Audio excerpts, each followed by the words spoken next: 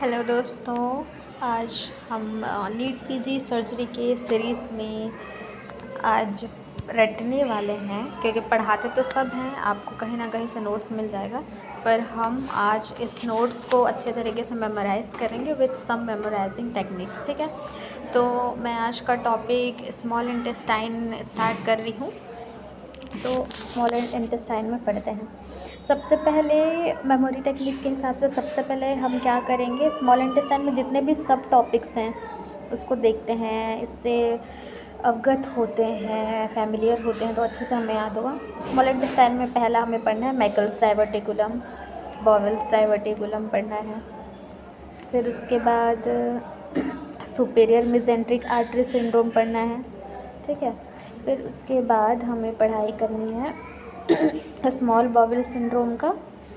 कहाँ गया small bowel syndrome, ये रहा स्मॉल बॉवेल सिंड्रोम। पहले ट्यूमर है, स्मॉल बॉवेल ट्यूमर, फिर उसके बाद स्मॉल बॉवेल सिंड्रोम होगा छोटा सा कहीं पे। ठीक है, फिर जीआई टीबी है।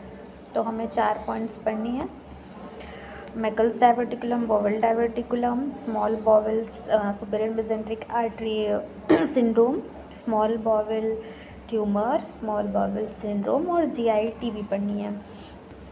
तो सबसे पहले हम अब पढ़ते हैं बॉवेल डाइवर्टिकुलम। तो बॉवेल डाइवर्टिकुलम जो रहता है उसको हम ऐसे याद कर सकते हैं कि जैसे, चलो पहले इसको ना एक इसमें एडिटिंग वाले में डाउनलोड कर लेते हैं। तो जैसे एक बोन में एक न्यूट्रेंट आर्टरी होती है ना, तो वैसे ही सेम हर एक ऑर्गन में एक न्यूट्रेंट आर्टरी होती है। ओके, ठीक। तो हर एक उसमें भी एक न्यूट्रेंट आर्टरी होती है ऑर्गन में, तो वो न्यूट्रेंट आर्टरी पेनिट्रेट करती है उस ऑर्गन को और सप्लाई करती है। ठीक है, ब्लड का सप्लाई करने का काम इसका होता है। इसमें साइज, 1 मिनट, साइज एडजस्ट कर लेते हैं। ठीक है, तो ये पर्पल यूज़ करते हैं।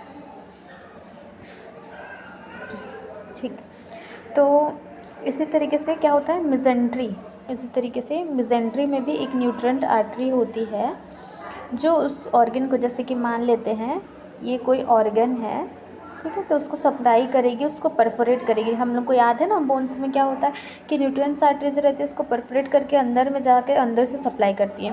सेम वैसे ही एक ऑर्गन है, जैसे मान लो ये वाला ऑर्गन है, तो उसको न्यूट्रिएंट आर्टरी जाके सप्लाई करेगी। ठीक है, अंदर से जाके तो वैसे परफोरेट करती है। तो क्या होता है कि जैसे मान लेते हैं कि ये हमारा स्मॉल इंटेस्टाइन है, तो इधर से आर्टरी जा रही है और वो परफोरेट कर रही है, इधर से जा रही है, परफोरेट कर रही है, इधर से जा रही है, परफोरेट कर रही है।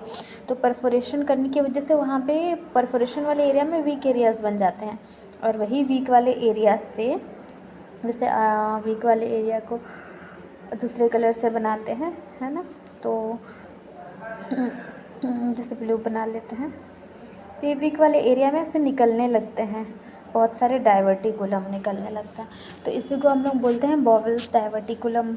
ओके, सो समझ आ गया कि डाइवर्टिकुलम कैसे बना है। तो अब इसकी खासियत पढ़ते हैं हम लोग।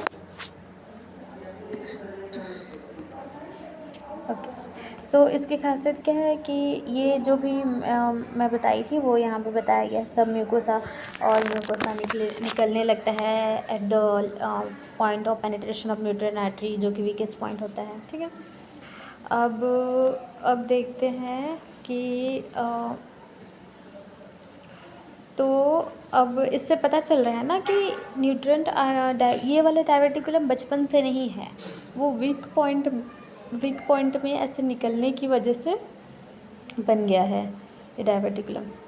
तो ऑब्वियस सी बात है ये क्या होगा, एक्वायर्ड होगा। तो ये एक्वायर्ड होता है। साथ में अब न्यूट्रिएंट आर्टरी तो एक तो है नहीं, एक न्यूट्रिएंट आर्टरी नहीं है, वो तो बहुत सारी न्यूट्रिएंट आर्टरी होने वाली है। तो इसलिए जितने भी न्यूट्रिएंट आर्टरी होंगे उतने जगह पे हमारा डाइवर्टिकुलम ऐसे निकल के आएगा। तो इस तरीके से ये क्या हो जाता है, मल्टीपल होता है। तो अलग से हम लोग लिखते भी जाते हैं। जैसे कि ये क्या होता है, एक्वायर्ड होता है, ठीक है, और मल्टीपल भी होता है। ओके, तो मल्टीपल है, एक्वायर्ड है। यहाँ पे मैं आपको वो करके भी दिखाऊंगी, अंडरलाइन। एक्वायर्ड, मल्टीपल है, और साथ में ये क्या होता है, फॉल्स होता है। अब फॉल्स डाइवर्टिकुलम का मतलब तो सबको पता है। फॉल्स मतलब कि जिसमें तीनों लेयर ना हो, आधे सिर्फ 2 ही लेयर हो, म्यूकोसा एंड सब म्यूकोसा। ओके, अब इसका लोकेशन किधर है, तो हम लोग को पता है जिधर न्यूट्रिएंट आर्टरी पेनिट्रेट कर रही होगी उधर ही डाइवर्टिकुलम बन रहा है, तो उधर ही उसका लोकेशन होगा। तो मेसेंट्री के अलॉन्ग हमें हमें पता है कि न्यूट्रिएंट आर्टरी किधर से पेनिट्रेट करती है, अलॉन्ग द मेसेंट्री। तो ये डाइवर्टिकुलम भी किधर होगी, अलॉन्ग द मेसेंट्री। मेसेंट्री के अलॉन्ग द मेसेंट्री होगी ये, ठीक है। फिर उसके बाद तो ये यहाँ पे लिखा है located along the mesentery aspect. फिर उसके बाद all the above aspects are applicable for small bowel as well as large bowel diverticula. तो ये सेम, मतलब दोनों का जो डाइवर्टिकुलाई है सेम, इसी सेम करेक्टरिस्टिक होता है कि एक्वायर्ड होते हैं, मल्टीपल होते हैं, फॉल्स डाइवर्टिकुलम होते हैं, मेसेंट्रिक एस्पेक्ट में होते हैं। तो ये हमारे बाउल डाइवर्टिकुलाई की कहानी हो गई। अब आते हैं बहुत ही इम्पॉर्टेंट चीज़ जो कि है मैकल्स डाइवर्टिकुलम, ठीक है। तो अब मैकल्स डाइवर्टिकुलम हम पढ़ रहे हैं, तो इसमें और कलर ऐड करते हैं, रेड करेंगे ताकि फोकस बढ़े। तो मैकल्स डाइवर्टिकुलम पढ़ते हैं। तो मैकल्स डाइवर्टिकुलम जो है, अब कैसे बनता है इसको देखते हैं। तो कभी कभी during the process of GIT formation ये बनते हैं, ठीक है। तो ये ऐसे गट में बने हुए रहते हैं, ओके, और ये बाय बर्थ है जो इसमें होगा, ठीक है। अब हो सकता है कि यहाँ पे उसका मुंह क्लोज हो जाए, समथिंग ऐसा कुछ हो जाए यहाँ से, लेकिन ये बाय बर्थ रहता है। तो ऑब्वियस एक बात तो हमें पता चल गई ना कि ये कैसी होगी, कंजेनाइटल होगी ये, कंजेनाइटल, ठीक है। अब कंजेनाइटल है तो इतना सारा तो हो नहीं सकता, जस्ट उल्टा उसका सिंगल रहती है, ठीक है। और ये ट्रू रहती है, मतलब इसमें अब तीनों लेयर कंजेनाइटल, भाई कोई भी चीज़ हो रहा है तो सारे लेयर्स का ही तो डिफेक्ट होगा ना। अब ये जो रहता है अलॉन्ग भी मेसेंट्री हो सकती है, एंटी मेसेंट्रिक बॉर्डर में भी हो सकती है, ठीक है। अब it is caused by persistent, okay, तो ये वाला आपको पता होगा ना कि ये कैसे बनी, ठीक है। तो इससे भी याद रख सकते हो आप, क्योंकि एक ही डक्ट थी तो एक ही डक्ट का ऑब्स्ट्रक्शन होगा तो ये सिंगल होगा, ऑब्वियस सी बात है कि ये जो है मैकल्स डाइवर्टिकुलम वो सिंगल होगा। तो इसमें क्या था, हमारा जो यॉर्क सैक होता है उसको वो जो जीआईटी होती है बेबी की, वो किससे कनेक्ट रहता है, विटेलो इंटेस्टिनल डक्ट, जिसको क्या बोलते हैं, ओम्फेलो मेसेंट्रिक डक्ट, ठीक है, ओएमडी, ओम्फेलो मेसेंट्रिक डक्ट बोलते हैं, उसके थ्रू कनेक्टेड रहती है। तो फिर क्या होना चाहिए कि आफ्टर बर्थ ये जो है ऑब्लिटरेट होना चाहिए, है ना। ये वाला जो डक्ट है वो ऑब्लिटरेट होना चाहिए, मतलब कि पूरी तरीके से ये मिट्टी विट्टी से भर जाना चाहिए, मतलब ऐसा थोड़ा सा भी जगह नहीं बचना चाहिए। लेकिन इन केस ये ऑब्लिटरेट नहीं हुई, नहीं भरी, तो यहाँ पे हल्का सा क्या हो जाएगा, डाइवर्टिकुलम बन जाएगा, ओके। तो ये सिंगल होती है, कंजेनाइटल तो पता चल गया। तो अब ये देखो ना, इसमें से इन केस आपको दोनों का पॉइंट्स याद नहीं रहता है तो किसी एक का अच्छे से याद है ना, उसका अपोजिट ही नेक्स्ट में होगा। ये एक यहाँ पे लॉजिक लगा सकते हैं कि दोनों में कुछ भी सेम नहीं है, जस्ट एक दूसरे के ये लोग अपोजिट हैं, अपोजिट, ओके। तो कोई सा भी पॉइंट एग्ज़ाम में इफ़ आपको कोई सा भी एक याद नहीं रहता है, उसके अपोजिट वाले याद है, तो आप उसके अपोजिट वाले को याद है तो उससे कंफर्म है कि नेक्स्ट वाले को उसका अपोजिट करके आंसर क्लिक कर सकते हैं, है ना। तो फिर भी एक बार देखते हैं, जैसे कि मैकल्स डाइवर्टिकुलम क्या है और कैसे बनाइए, ओम्फेलो मेसेंट्रिक डक्ट के ऑब्लिटरेशन ना होने की वजह से बनाइए। तो ये क्या हो जाएगा, कंजेनाइटल, ठीक।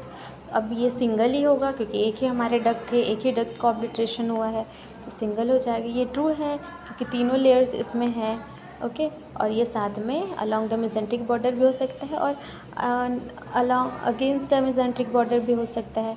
इसका जस्ट उल्टा करते जाओ, ये कंजेनाइटल है, ये एक्वायर्ड है, अब उसका भी लॉजिक है कि एक्वायर्ड क्यों है, वो वैसे भी याद कर सकते हो लॉजिक से भी, और इससे भी याद कर सकते हो कि हाँ इसके अपोजिट में मैं सब लिख दूँगी, या फिर MCQ आया तो टिक कर दूँगी।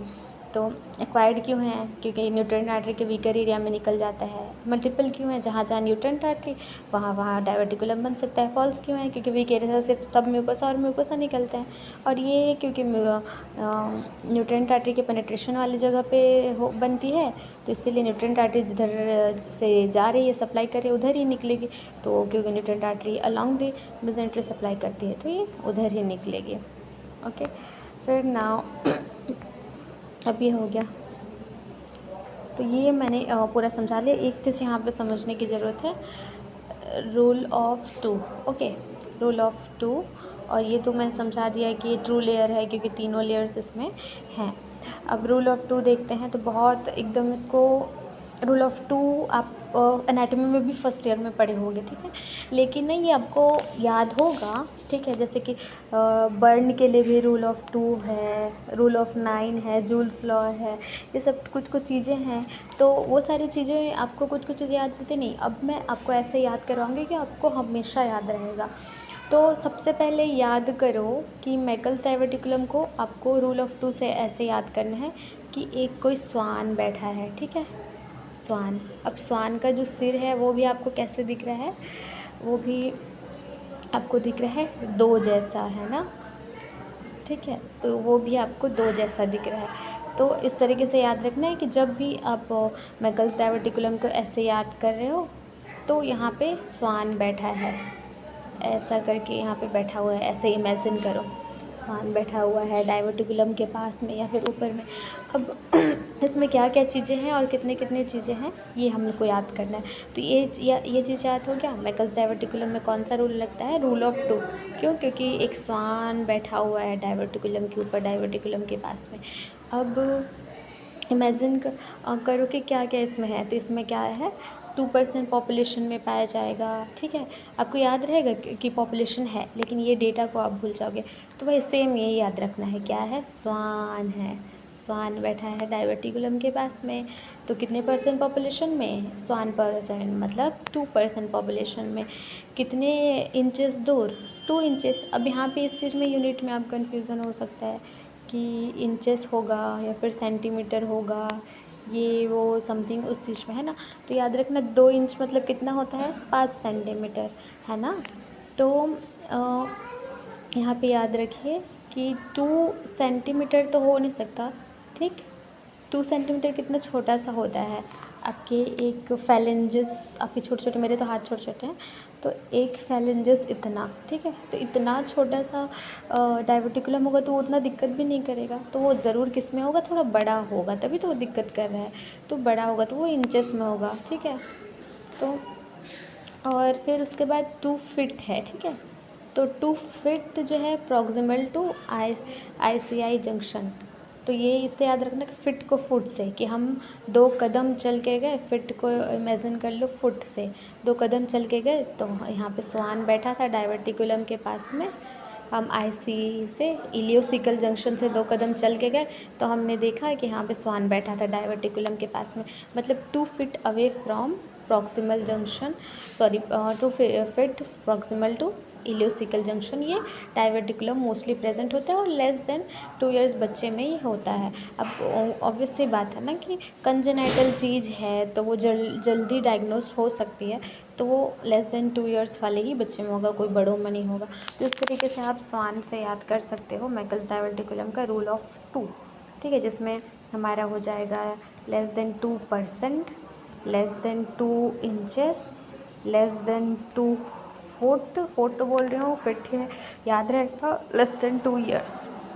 तो परसेंटेज में पॉपुलेशन का 2% से कम, लेस देन 2 इंचेस मतलब लंबाई उसकी कितनी लॉन्ग होती है, और लेस देन 2 फुट जो है मतलब कि इलियोसिकल जंक्शन से प्रॉक्सिमल 2 फुट है, और लेस देन 2 इयर्स वाले बच्चों में मिलेगी।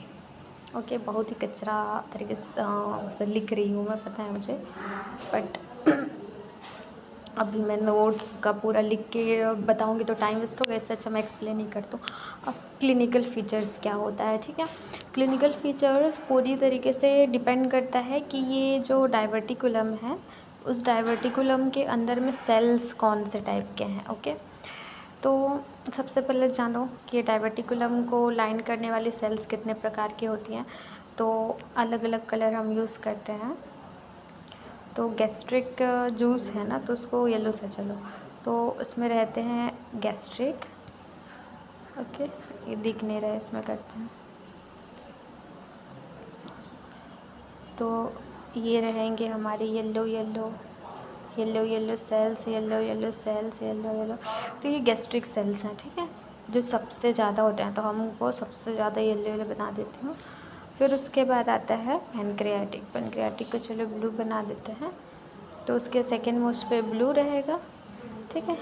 या फिर इंडिया का ही उससे याद कर लेते हैं ना, क्या ही जाएगा।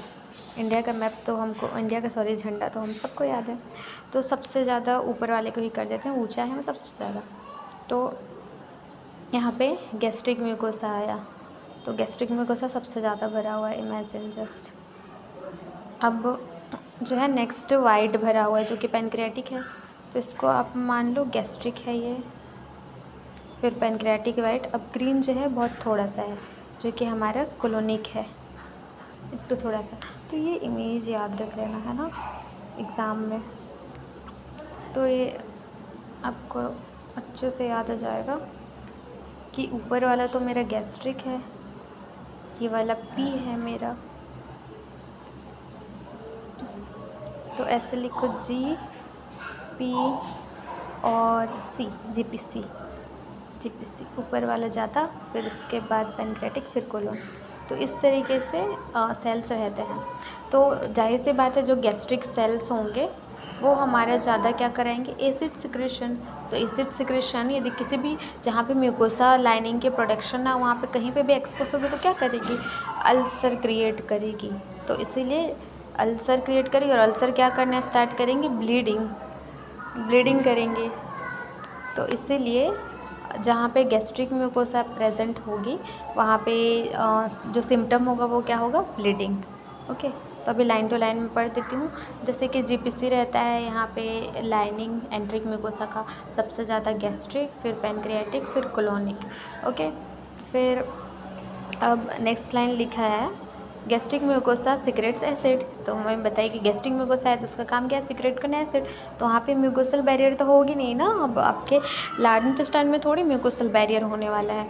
तो फिर एसिड जो है वो अल्सर फॉर्म करेगा, ठीक। अल्सर फॉर्म किया तो फिर उसके बाद अल्सर की वजह से ब्लीडिंग होने लगेगा, वहाँ पे अल्सर होके जो अंडरलाइंग आर्टरी है वो एक्सपोज होगी, इरोजन होगा तो ब्लीडिंग होगा। तो मोस्ट कॉमन सिम्टम ब्लीडिंग होता है, ठीक है। तो ये शॉर्ट में यहाँ पे दिया है, इसको देख सकते हो, याद रहा तो। Suppose there is no ectopic, अब तो एक्टोपिक गैस्ट्रिक म्यूकोसा है ही नहीं, तो क्या होगा, तो गैस्ट्रिक म्यूकोसा नहीं है तो फिर अल्सर भी फॉर्म नहीं होगा, तो फिर क्या होगा, ब्लीडिंग भी नहीं होगा। तो फिर मोस्ट कॉमन सिम्टम फिर क्या होगा, तो फिर एब्डोमिनल पेन होगा। तो इस तरीके से जो मोस्ट कॉमन सिम्टम होता है बच्चों में ओवरऑल, आपको ये अब हमारे नीट पीजी वाला थोड़ा तरीका से बताएं। तो नीट पीजी कभी भी हमको ये नहीं पूछता है क्या क्या सिम्टम्स हैं, वो हमसे ही पूछेगा मोस्ट कॉमन सिम्टम क्या है, मोस्ट कॉमन एक बताओ मुझे, आप बहुत सारा नहीं बताओ। हमारे एग्जामिनर क्या बोलता है यूनिवर्सिटी एग्ज़ाम में, और बताओ और बताओ। लेकिन नीट पीजी हमसे क्या बोलता है, सबसे मोस्ट कॉमन बस मुझे सुनना है, तुम बस वही बताओ। तो हमको सबसे मोस्ट कॉमन पता होना चाहिए, ठीक है। तो सबसे मोस्ट कॉमन जो ओवरऑल सिम्टम होगा इसका, वो हो जाएगा ब्लीडिंग। और ठीक है, ओवरऑल बिना एज के, बिना उम्र के, कोई किसी को मैं बोल दूँगी कि ओवरऑल बताओ, एज वेज छोड़ दो, तो फिर होगा ये ब्लीडिंग होगा। लेकिन यदि एग्ज़ामिनर पूछे स्पेसिफाई करके मुझे तुम ना चिल्ड्रन में बताओ, तो चिल्ड्रन में भी क्या हो जाएगा, ब्लीडिंग, क्योंकि चिल्ड्रन में भी अल्सर गैस्ट्रिक म्यूकोसा रहता है तो अल्सर हो जाता है। लेकिन एडल्ट्स में क्या होता है, एडल्ट्स में गैस्ट्रिक म्यूकोसा नहीं होता है, तो गैस्ट्रिक म्यूकोसा नहीं होगा तो क्या होगा, वहाँ ब्लीडिंग में नहीं होगा। तो इसीलिए एडल्ट्स में क्या हो जाता है, एब्डोमिनल पेन। एब्डोमिनल पेन हो जाता है एडल्ट्स में। तो फिर इफ नेट पीजी में पूछता है कि मुझे ओवरऑल मोस्ट कॉमन कॉज बताओ, तो ब्लीडिंग हो जाएगा उसका, ठीक है, मैकल्स डाइवर्टिकुलम का। लेकिन चिल्ड्रन में पूछेगा तो चिल्ड्रन में क्या हो जाएगा, ब्लीडिंग ही फिर से अगेन। लेकिन एडल्ट्स में पूछता है तो एडल्ट्स में हमको याद रखना है ए से एडल्ट्स, ए से एब्डोमिनल पेन, ठीक है। ऐसा नहीं है ये हर जगह फिर सेम जाएगा। याद रखना है कि हमें क्या याद रखना है कि गैस्ट्रिक म्यूकोसा नहीं होता है तो ब्लीडिंग तो ऑब्वियस सी बात है नहीं होगा, तो ब्लीडिंग नहीं होगा, लेकिन डाइवर्टिकुलम की वजह से पेन होगा। ओके, सो ये हो गया।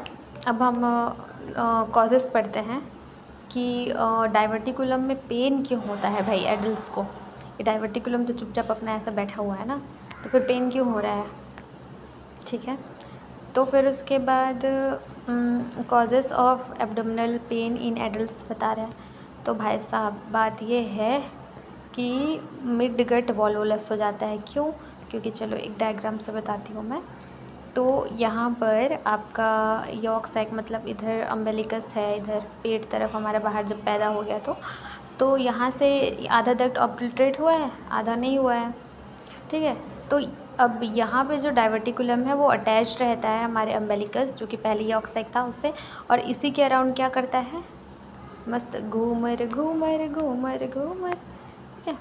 तो ये इसी के अराउंड घूमर घूमर करते रहता है, तो घूम सकता है ना, ऑब्वियस सी बात है। जब इसका ये इतना अच्छा सा पेडिकल टाइप का बना हुआ है, इतना फ्री एंड है, तो ये जो है घूमने का, तो इसको टॉर्शन के लिए यहाँ पे हिंज मतलब ये क्या बोलते हैं, तो फिज़िक्स पे भूलते जा रही हूँ मैं इसके अराउंड घूमने के लिए इसको एक्सेस तो मिल गया। ओके, सो एक्सेस के अराउंड मस्त घूम सकता है ये। तो इस तरीके से क्या कॉज कराएगा, मिड गट वॉल्वुलस, ठीक है। मिड गट की वॉल्वुलस करवा देगा। वॉल्वुलस मतलब टॉर्शन होता है। जो वॉल्वुलस टॉपिक नहीं पढ़े हैं उनको लग रहा होगा क्या बोल रहे हैं, ठीक है। वॉल्वुलस मतलब टॉर्शन होता है। तो अब देखो, तो टॉर्शन कराएगा, ठीक। अब आगे क्या बोला क्या है भाई साहब ने, पढ़ लेते हैं। तो भाई साहब ने नहीं, सॉरी सर जी ने, हमारे रितेश सर। तो कॉजेस ऑफ एब्डोमिनल पेन, बाकी बुक भाई साहब को मैं भाई साहब बोल रही थी, बुक भाई साहब में क्या लिखा है, sometimes with umbilicus there is a fibrous band, ठीक है। तो अम्बिलिकस के साथ में अंदर की तरफ में फाइब्रस बैंड होता है। तो मिड गट जो है उसी के अराउंड क्या हो जाएगा, ट्विस्ट हो जाएगा, जिसको हम लोग ज़्यादा फैंसी वर्ड में ही टॉर्शन बोलते हैं। तो ट्विस्ट हो जाएगा, तो इसी को हम लोग बोलते हैं मिड गट वॉल्वुलस। इस ट्विस्टिंग की वजह से पेन तो होगा ही, ठीक है। तो ये एब्डोमेन पेन कॉज कराएगा।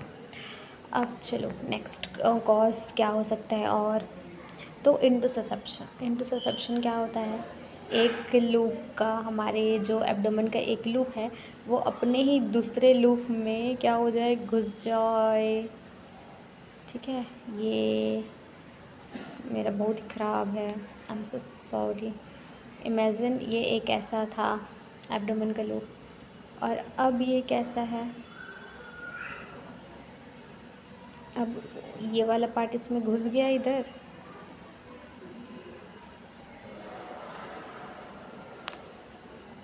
देखो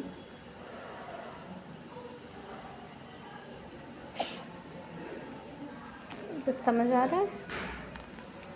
तो ऐसे टाइप का टेलीस्कोपिंग बोलते हैं उसको। तो टेलीस्कोपिंग हो जाता है, तो घुस गया, तो घुसा, तो कहाँ से घुसता है, एक लीड पॉइंट होता है। लीड पॉइंट मतलब जहाँ से ये स्टार्ट होता है घुसना, जैसे कि ये ऐसे टाइप का, सॉरी ये ज़्यादा बेटर था, ये ना ज़्यादा बेटर ये था लूप में घुसने वाला, इससे समझ आ गया। थोड़ा सा ऐसे था फिर ऐसे बन गया, तो ये घुस गया अपने में ही ये लूप। तो इसलिए तो लीड पॉइंट क्या होता है, जहाँ से ये इसने घुसना स्टार्ट किया, ये वाला पॉइंट, ये जो पॉइंट होगा ना, यहाँ से लूप घुसा है, ये लीड पॉइंट होगा।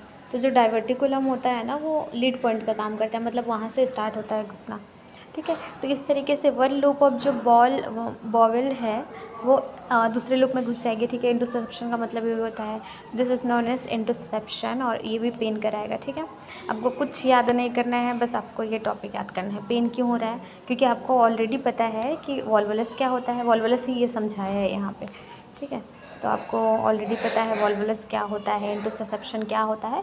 तो आपको ये कुछ ये इतना जो खिचड़ी रायता दिया है इसको यहीं पे घूमने दो, अपने दिमाग में मत घुमाओ, ठीक है। बस आपको याद रखना है क्या वॉल्वुलस हो जाता है, याद रखा वो इमेज, जैसे एम्बिलिकस से टूंग टूंग घूमर खेल रहा है, ठीक है।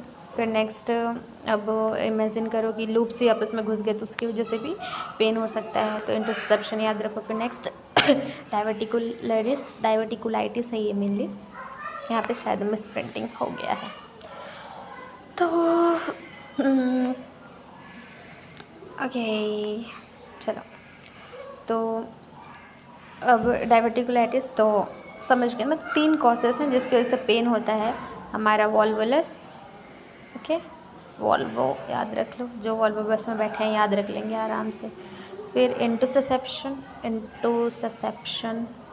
फिर उसके बाद डाइवर्टिकुलाइटिस,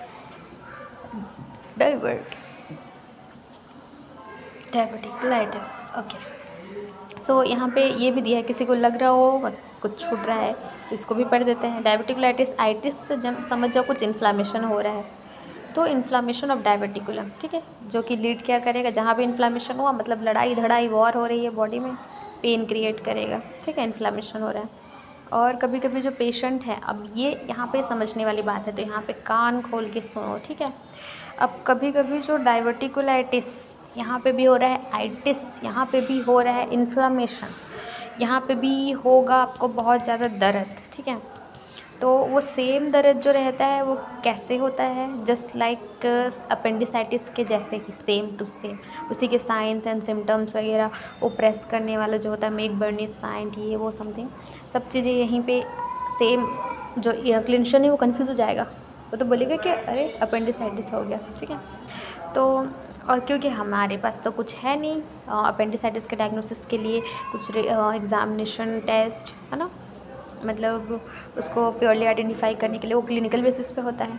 तो फिर क्या डाइवर्टिकुलाइटिस में कंफ्यूज हो जाते हैं स्टूडेंट्स, और क्या करते हैं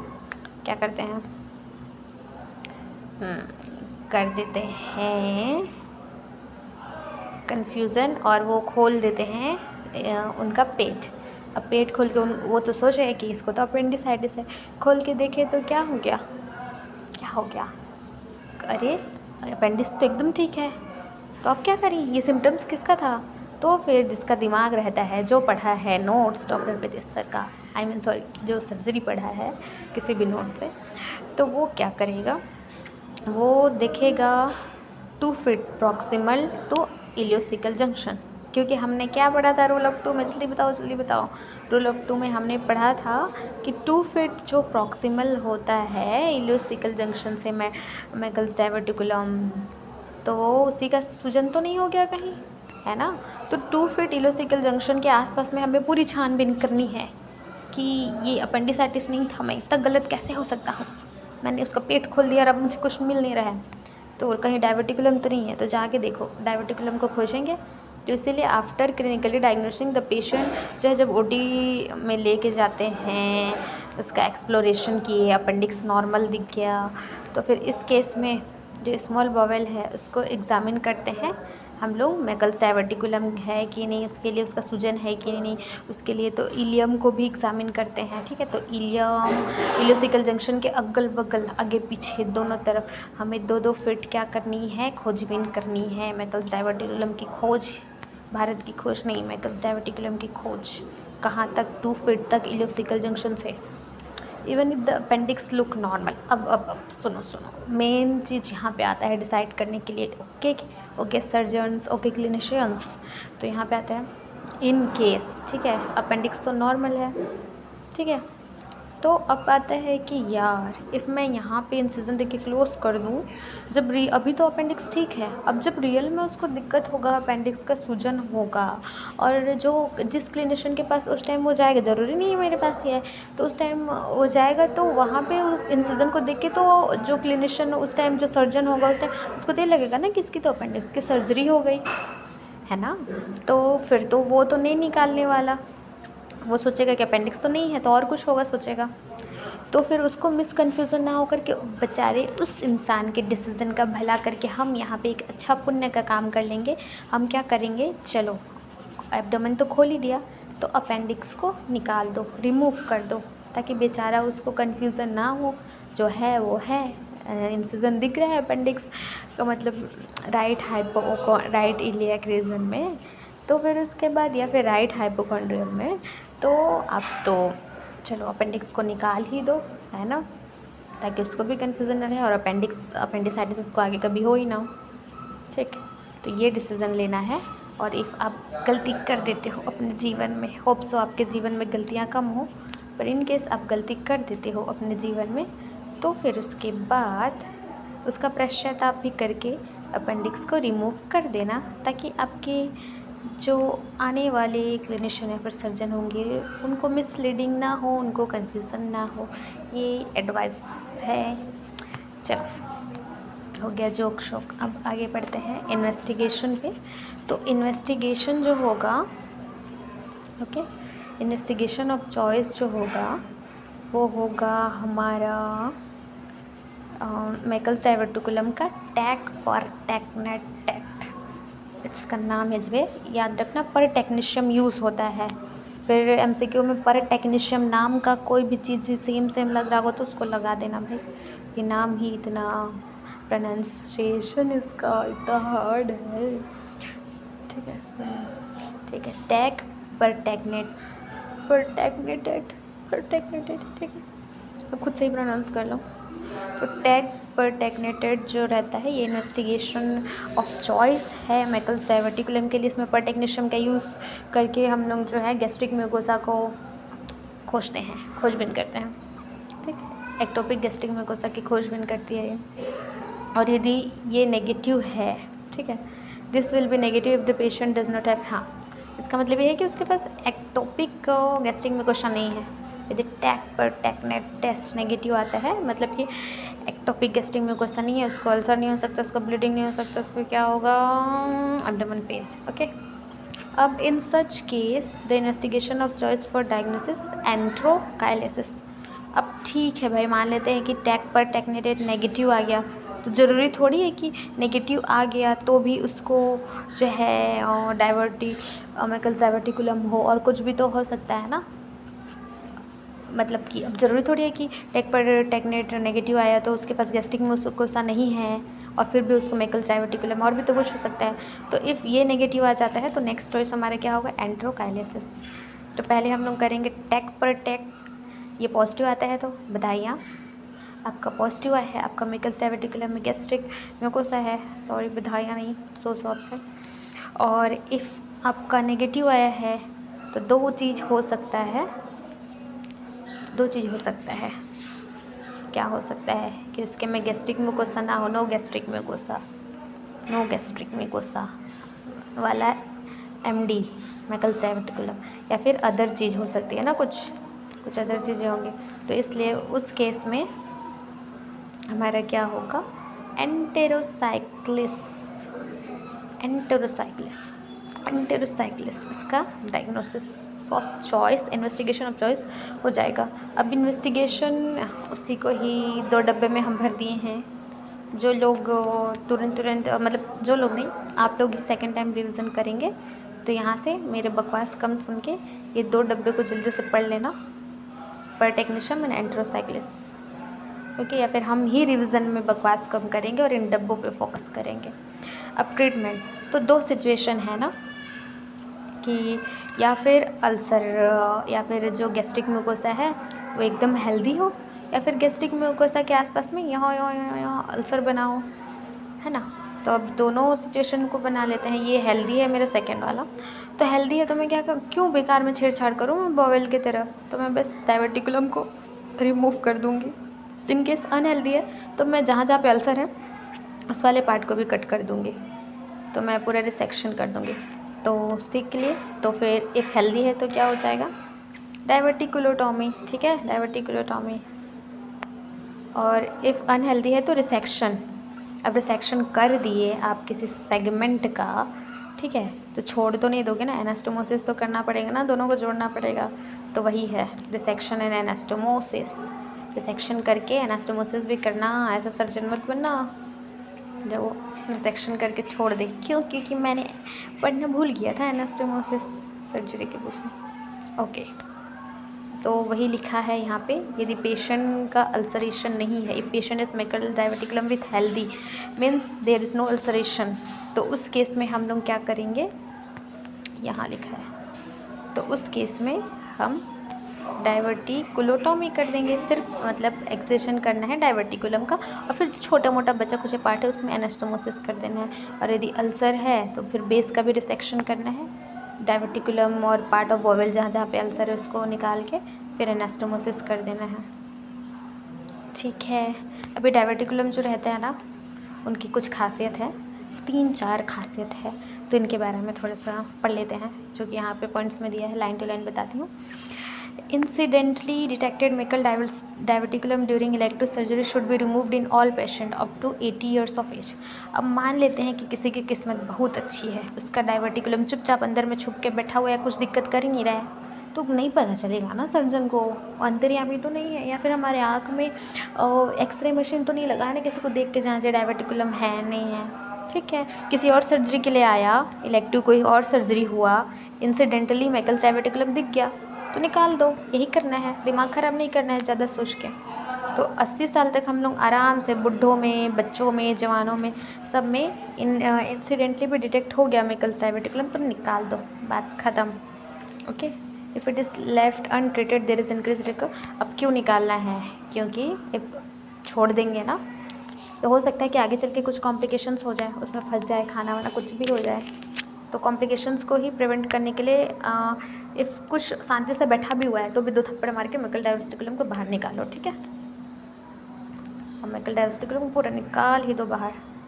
गलती से भी दिख जाए तो, गलती से दिखे ही ना, ठीक है, तो इलेक्टिव सर्जरी के दौरान गलती से भी दिख जाए तो उसको 2 थप्पड़ मार के निकाल दो बाहर। Condition in which there is increase risk of complications in Meckel diverticulum.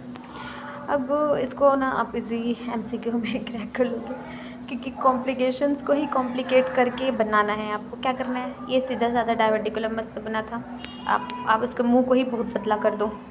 ठीक, बेस अनहेल्दी मतलब अल्सर से भरा हुआ कर दो। ठीक, फिर presence of ectopic gastric mucosa, अब गैस्ट्रिक म्यूकोसा है तो वो तो ब्लीडिंग अल्सर कराएगा ही, तो ये सारे कॉम्प्लिकेशंस हैं। तो हेल्दी म्यूकोसा तो वो बहुत अच्छे से बैठा होगा, ये सब होगा तो उसको दिक्कत भी होगा और कॉम्प्लिकेशन से कराएगा, तो वो रिस्क ऑफ कॉम्प्लिकेशन इसमें ऑब्वियस सी बात है बढ़ेगा ना। तो ये आप दिमाग में लगा सकते हो, जिसका मुंह छोटा हो जिसका बेस अनहेल्दी हो और गैस्ट्रिक म्यूकोसा उसमें प्रेजेंट हो, जिसकी वजह से अल्सर, ब्लीडिंग वगैरह हो रहा हो। तो इस तरह हमारा 18 मिनट का जो था पार्ट, अब नहीं पता कितने मिनट में ख़त्म हुआ, पर हमने कर लिया है मेकल्स डाइवर्टिकुलम और बॉल्स डाइवर्टिकुलम कंप्लीट। ये कॉन्ग्रेचुलेशंस। अब नेक्स्ट वीडियो में हम देखेंगे सुपीरियर मेसेंट्रिक आर्टरी सिंड्रोम, और इसको मैं एक पति पत्नी और वो कहानी की तरह सुनाऊंगी, जो कि बहुत इंटरेस्टिंग होगा, तो ज़रूर देखें। Tata, bye bye.